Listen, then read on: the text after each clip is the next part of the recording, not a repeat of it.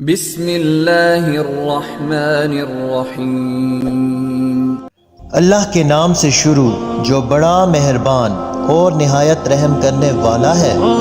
پیارے دوستو، قدیم بابل کا ایک خطرناک ترین جادو، ایک ایسا سفلی علم جس میں پھنسنے والے شیطان کے آلہ کار بن جاتے ہیں، اس جادو کا تعلق فرعون سے کیسے جا ملتا ہے اور آج کے دور میں میڈیا، انٹرنیٹ اور فلم انڈسٹری اس جادو کے زیر اثر کیوں ہو چکی ہے، اور یہ جادو لوگوں کو اس رنگین دنیا میں کیسے پھنسا رہا ہے۔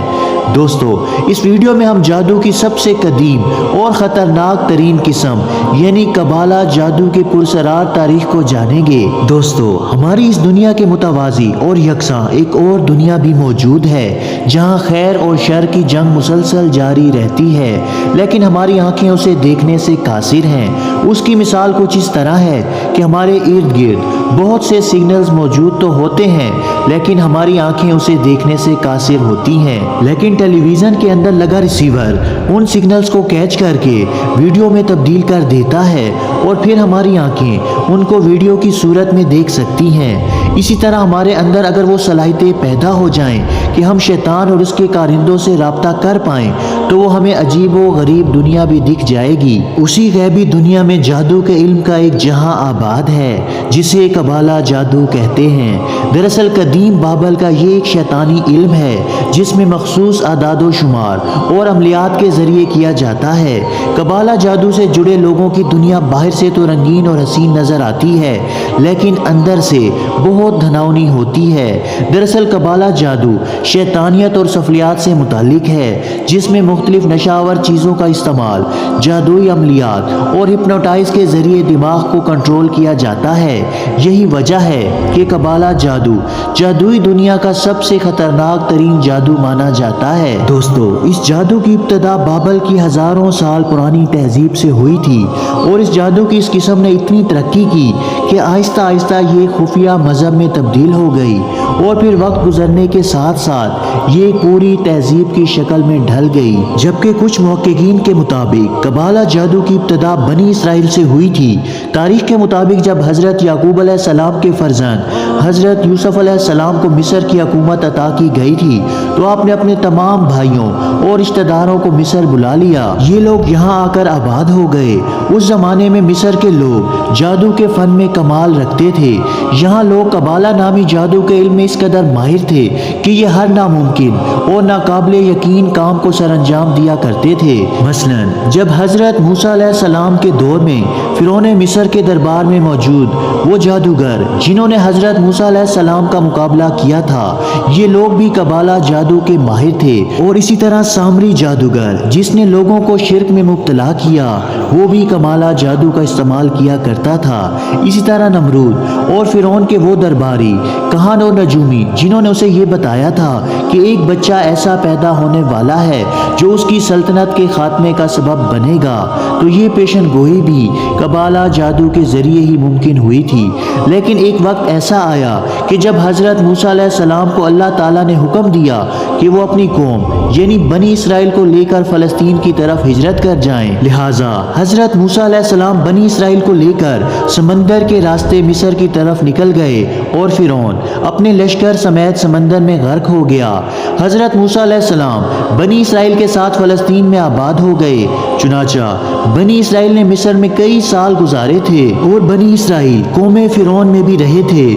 وہ ماہر جادوگروں کا علم اور دنیا پر حکمرانی کے حربے سیکھ چکے تھے، اس لیے فلسطین آ کر بنی اسرائیل رفتہ رفتہ سرکش اور نافرمان ہو گئی اور مصری جادوگروں سے جادو سیکھنے لگے، قبالہ عملیات اور جادو کو اپنے مقاصد کے لیے استعمال کرنے لگے۔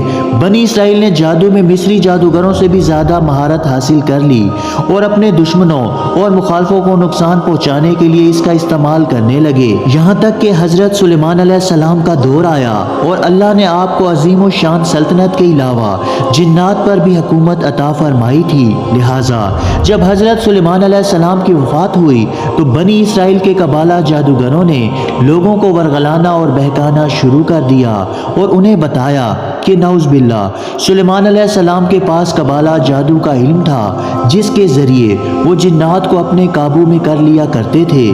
لہٰذا یہودی ان جادوگروں کے باتوں میں آ کر جادو کی روحانیت کے طور پر سیکھنے لگے، یہاں تک کہ جادو کی کتابوں کو مقدس کتابوں کا درجہ دے دیا گیا اور انہیں ہیکل سلیمانی میں رکھ دیا گیا۔ مسلسل اللہ تعالیٰ کی نافرمانیوں کی وجہ سے اس قوم پر اللہ تعالیٰ کا عذاب نازل ہوا اور یہودی ریاستوں پر بخت نصر نامی ایک بادشاہ نے حملہ کیا اور ہیکل سلیمانی مکمل طور پر تباہ ہو گیا۔ لاکھوں یہودیوں کا قتل عام کیا گیا۔ جو زندہ بچے وہ مجبوراً فلسطین چھوڑ کر دوسرے علاقوں میں ہجرت کر کے چلے گئے۔ ان تاریخی واقعات اور جنگوں کے درمیان قبالہ جادو کی وہ تمام کتابیں ہیکل سلیمانی کے ملبے تلے کہیں دب کر رہ گئیں، لیکن پھر 18ویں صدی میں ان بچے کچے یہودیوں نے مل کر ایک تنظیم کی بنیاد رکھی جس کا نام نائٹ ٹیمپلرز رکھا گیا۔ دوستو، اس تنظیم کا مقصد ہیکل سلیمانی کے ملبے تلے موجود جادوئی کتابوں کو تلاش کرنا تھا، اور یہ لوگ نہایت شاطرانہ انداز سے اس میں کامیاب بھی ہو گئے، جس میں قبالہ جادو اور پرسرار رسومات کا تمام علم تھا۔ ان سب کتابوں کو حاصل کر کے اور ان تمام غیر معمولی طاقتوں کا فائدہ اٹھا کر دنیا پر حکمرانی کرنا مقصود تھا۔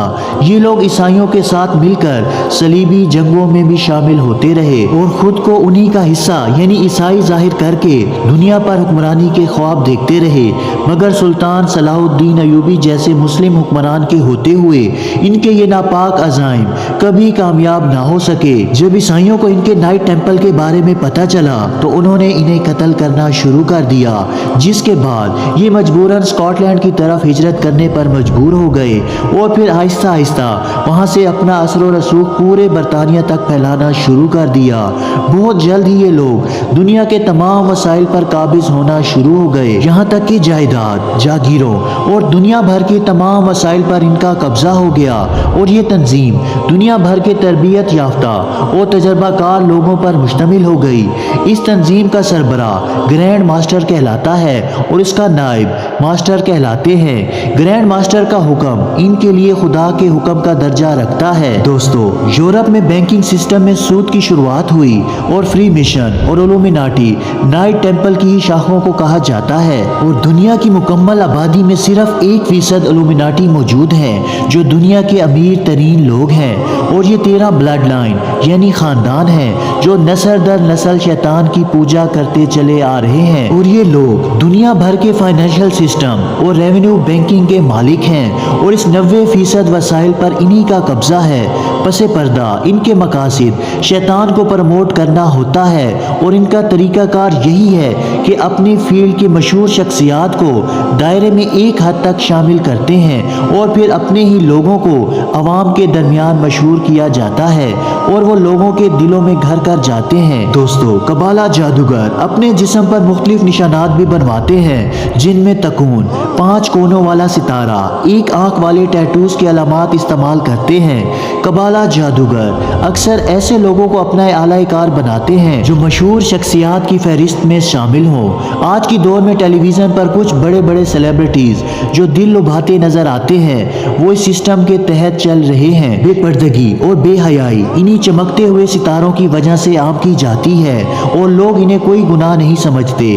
لوگ اپنے دین و مذہب پر عمل کرنے کی بجائے انہی ستاروں کے نقش قدم پر چلتے ہیں۔ دوستو، کئی گانوں کو قبالہ جادو کی مدد سے ہی ترتیب دیا جاتا ہے۔ یہی وجہ ہے کہ لوگ جب انہیں سنتے ہیں تو وہ ان میں اس قدر مگن ہو جاتے ہیں کہ انہیں دنیا کی کوئی خبر تک نہیں رہتی، جس کے ذریعے لوگوں کے ذہن میں قبالہ کے اثرات کو ڈالا جاتا ہے اور لوگ بڑی آسانی سے اس جادو کا شکار ہو جاتے ہیں۔ انہی گانوں میں بے حیائی، بے شرمی، فحاشی، کفر اور شرک، یہاں تک کہ شیطان کی پوجا کی باتیں کی جاتی ہیں جو لوگ بغیر سوچے سمجھے اور بغیر غور کیے انہیں 2400 گھنٹے سنتے ہیں۔ اور اس کے علاوہ سوشل میڈیا پر اس قدر مواد موجود ہے جو لوگوں کو خدا سے دور اور شیطان کے قریب کرتا ہے، اور لوگ اس جال میں اس قدر پھنس چکے ہیں کہ وہ اس دنیا میں آنے کا مقصد ہی بھول چکے ہیں کہ وہ دنیا میں کس مقصد سے بھیجے گئے ہیں۔ دوستو، آپ تمام دوستوں سے گزارش ہے کہ شیطان کا اعلی کار نہ بنیں، فحاشی اور بے حیائی کو پروموٹ نہ کریں اور اپنی زندگی اللہ تعالیٰ اور اس کے رسول کے احکامات کے مطابق گزاریں اور ہر قسم کے جادو اور فتنے سے اپنے آپ کو محفوظ رکھیں۔ اللہ تعالیٰ سے دعا ہے کہ اللہ تعالیٰ ہمیں نیک اعمال کرنے کی توفیق عطا فرمائے اور برے اعمال سے بچائے۔ اسی طرح کی مزید معلوماتی اور اسلامی ویڈیو دیکھنے کے لیے ہمارے اس اسلامی چینل کو سبسکرائب ضرور کریں۔ جزاک اللہ۔